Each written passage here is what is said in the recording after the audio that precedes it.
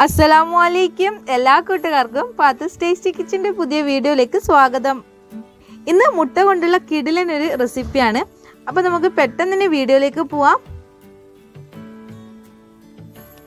ഇതുപോലത്തെ ഒരു ഇഡ്ഡലി തട്ട് എടുത്തതിന് ശേഷം ഇതിൽ ഒരല്പം ഓയിൽ ഒഴിച്ചു കൊടുത്ത് ഓയിൽ എല്ലാ വശത്തും ഒന്ന് ആക്കി കൊടുക്കുക.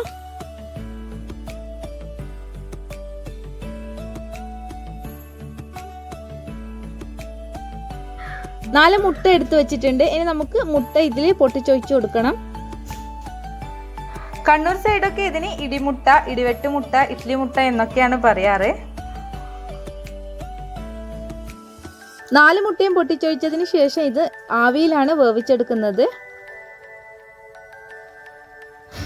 ഇനി ഇത് ആവിപാത്രത്തിൽ വെച്ച് ഒരു 5-10 മിനിറ്റ് ഒന്ന് വേവിച്ചെടുത്താൽ മതി. പെട്ടെന്ന് തന്നെ വെന്ത് കിട്ടും.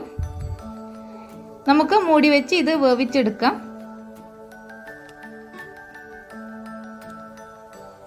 ഇനി ഇതൊന്ന് തുറന്നു നോക്കാം. ഇപ്പം നന്നായിട്ട് വെന്തിട്ടുണ്ട്. ഇനി നമുക്ക് ഫ്ലെയിം ഓഫ് ചെയ്യാം. ഇനി ഇതൊന്ന് ആറിയതിന് ശേഷം ഇതുപോലെ സ്പൂൺ ഉപയോഗിച്ചിട്ട് ഇതിൽ നിന്ന് ഒന്ന് മാറ്റിയെടുക്കണം.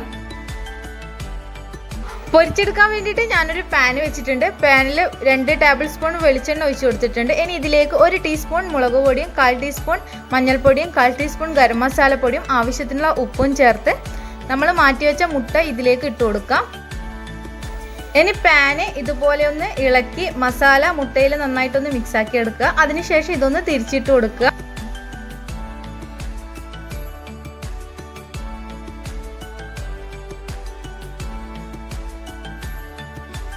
രണ്ട് വശവും നന്നായിട്ട് പൊരിഞ്ഞതിന് ശേഷം നമുക്ക് ഫ്ലെയിം ഓഫ് ചെയ്യാം. അപ്പം നമ്മുടെ നല്ല സ്പൈസി ആയിട്ടുള്ള നല്ല ടേസ്റ്റി ആയിട്ടുള്ള മുട്ട പൊരിച്ചത് റെഡി ആയിട്ടുണ്ട്. എല്ലാവരും ഇതുപോലെ ഒന്ന് ട്രൈ ചെയ്ത് നോക്കുക. അതിനുശേഷം നിങ്ങൾ കമൻറ്റ്സ് അറിയിക്കുക. നിങ്ങൾക്ക് ഈ വീഡിയോ ഇഷ്ടമായിട്ടുണ്ടെങ്കിൽ ലൈക്ക് ചെയ്യുക, ഷെയർ ചെയ്യുക, സബ്സ്ക്രൈബ് ചെയ്യുക. അതേ കാണുന്നതെങ്കിൽ ഒന്ന് സബ്സ്ക്രൈബ് ചെയ്യുക. ഇൻഷാ അല്ലാഹ് മറ്റൊരു റെസിപ്പിയുമായി വീണ്ടും കാണാം.